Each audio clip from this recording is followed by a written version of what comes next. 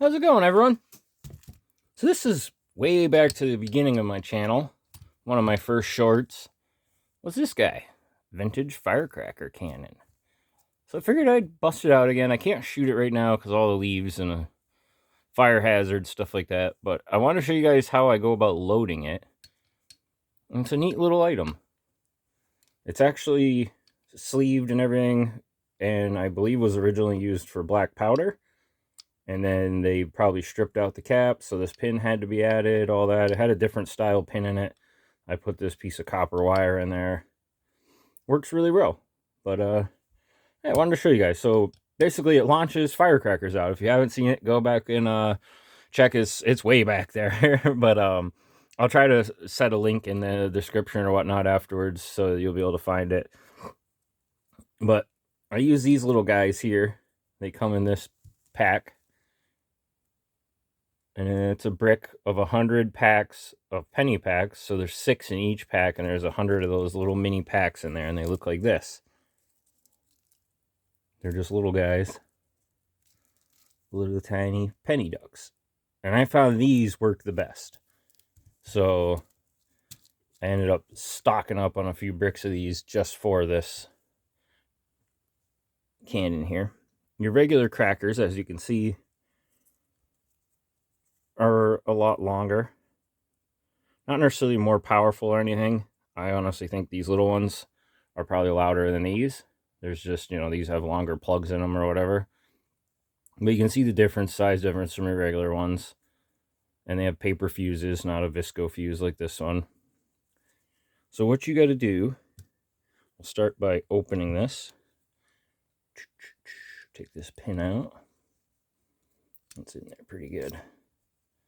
And we'll unscrew this cap, which the threads are pretty much stripped out, as you can see now. And there's a steel sleeve in there that somebody put in, I think, for using this for black powder purposes.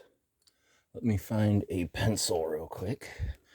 These are designated Pyro Boom pencil. Our little ramrod. There we go. So, piece of paper in there from the last one. Dump this out over here. Alright, so it's helpful to have a pencil too when you're going to do it. So that's the inside of that. So what you want to do is you're going to light one. It's going to go off. The force is going to light this other fuse, or the flash from it going off is going to light the other fuse, and then the force of it is going to propel it outwards out of the cannon. That being said, you want to trim this fuse a little bit. You can't leave that fuse the full length. So I usually come in... Oh, what did I do with the scissors? Is that what fell? I knew something fell. So I usually come in right about here, so about 3/8 of an inch of fuse. So I trim that off. Boom. And then what I like to do is I thread this through the end cap. Thread that through the end cap like that. Place my end cap on.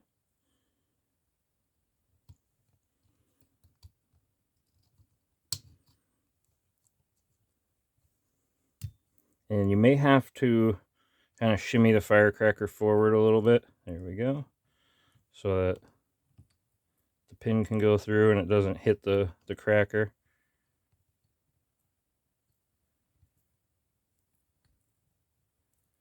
Come on, baby.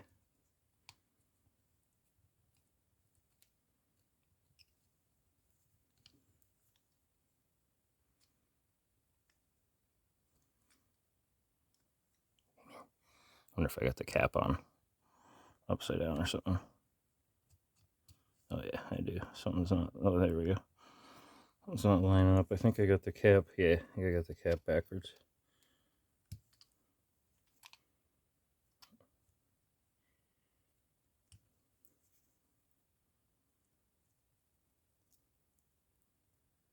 The holes on the cap aren't exactly centered. They're a little off-centered, which actually helps with getting the wick in there.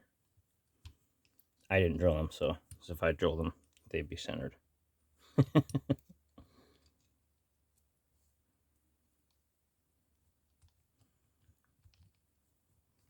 I should mark this cap top and bottom so I don't have this problem next time. the heck is going on here?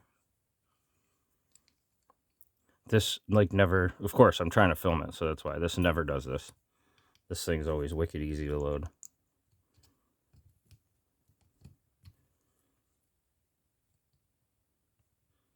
the heck is going on here? There we go. Jeez,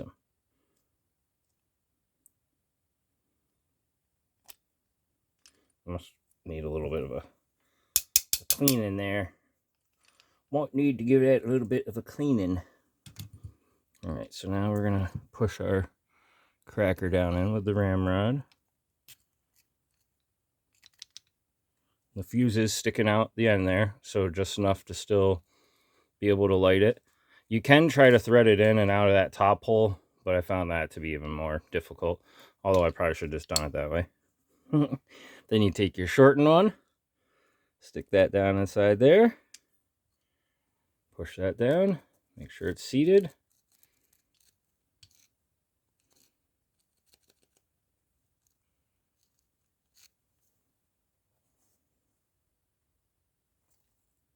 There we go. Now it's down in there. There we go. And then I like to take a little piece of the wrapper. You don't have to do this. I stuff that down in loosely as a little wad, just to kind of help build compression. Keep everything in there, so once you have it set up, nothing falls out. So there, that's how I load the vintage Firecracker cannon.